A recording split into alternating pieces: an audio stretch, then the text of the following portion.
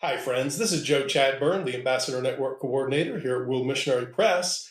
Welcome to the video. Today we have a special guest, Vicky Benson, and Vicky is the daughter of Watson and Rose Goodman, the founders of World Missionary Press. Welcome, Vicky. Thank you. And she's going to be sharing a little bit with us about the inception of World Missionary Press, how the seed was planted in her parents and how this ministry came into being. So the floor is yours. I was in Africa growing up we left America when I was 6 months old. My parents went to Africa as missionaries. And then the year I turned 6, we were back on furlough. And the Lord led them to go back to Africa on faith, not under any denomination or organization, but just to do what God had put upon their hearts to do, which was to reach young people and children in the African townships up on the Gold Reef. And so we went back when I was 6. And it was during that time that they had meetings in African townships and were reaching between 400 and 700 children per meeting every weekday afternoon in a different location. So then when I was 12, we went back to America for a furlough, and I turned 13 there. By that time, I had, of course, my brother, who was just a year younger than me, and then a little sister had been born in Africa. And while we were on furlough, a little brother was born. So we got back to South Africa at a time when my dad was really impressed to put together a scripture booklet, because he knew all the children that were coming and the families represented. They didn't have any Bibles, and they couldn't even afford to buy subsidized Bibles. So that was when Help from Above was in his mind to compile a scripture booklet that would have topics that would lead someone to the Lord and also help them in their Christian life. And so it's a 48-page booklet. So I remember as a young teenager typesetting 3 African languages for Help from Above. Wow. Yes, and so it was during that time, about probably leading up to 1961, that my parents had been really burdened for the world, and they knew they could not have a worldwide ministry from South Africa because there were a lot of sanctions because of apartheid and different things. It just would not have worked. But they were very, their hearts were in South Africa. They had planned to never go back to America to retire, but just to live there the rest of their lives. And so this was a huge, huge decision, but they felt the Lord was in it. So on February 28 of 1961, they decided they would pray through the night until they had confirmation whether to go or not. And so they prayed through the night. I don't know how long they prayed. They're not here to ask now. But the next day, March 1st, they announced to all their supporters there in South Africa that they would be leaving and going back to America to start World Missionary Press. They had that name already, and they announced that they would be leaving by the end of the month. And I remember standing and hearing someone say to my dad out in the backyard, because we had a printing operation in the garage, which was a double garage, but it was double, not widthwise, but lengthwise. And it had a whole printing plant in it that were printing little booklets. And so I remember this man saying, "Watson, if you get all these things sold or taken care of and leave by the end of the month, that will be a miracle." And so, but it happened. The miracle happened. Now, when they announced it on March 1st, it was a very significant day a date in their lives because they had announced their engagement on March 1st in 1942. And that engagement involved that they were going to be missionaries. Mm.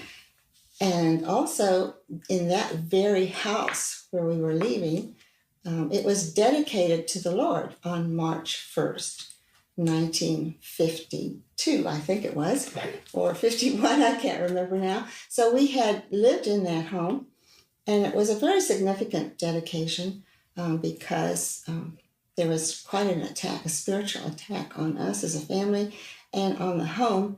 But that's another story. Mm. So here it was, March 1st again, and we were ready to leave. And so by March 30, we were flying as a family of 4 children out of Johannesburg International Airport. It was called Jan Smuts Airport at the time, and arriving in America on March 31.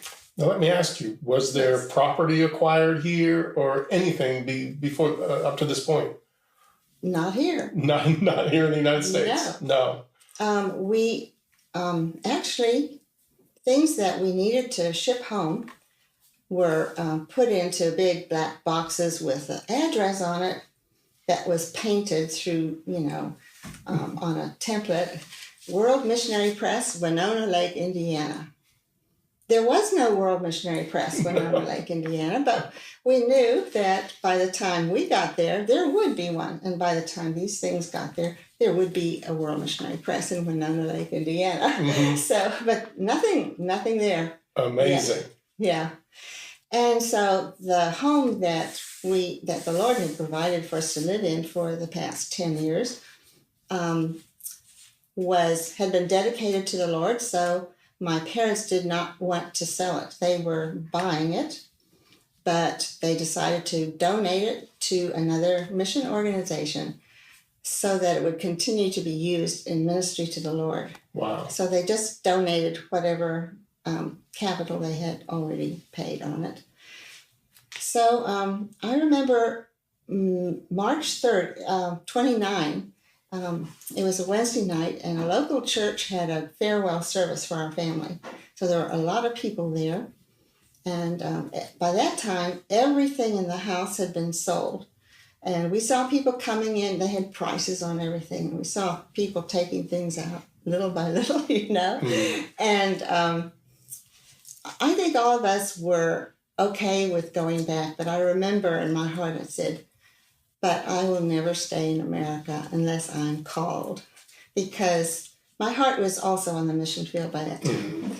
So anyway, but there was one bed in the house left, and the whole printing operation was still in the garage. Wow. My father didn't want to sell it piece by piece. He thought somebody would like to buy the whole thing and have every piece that they needed in order to print. But nobody had come by to look at it or anything. So when we came back from the service, our family stayed with another missionary family. But my dad came back to the house to sleep in that bed because our,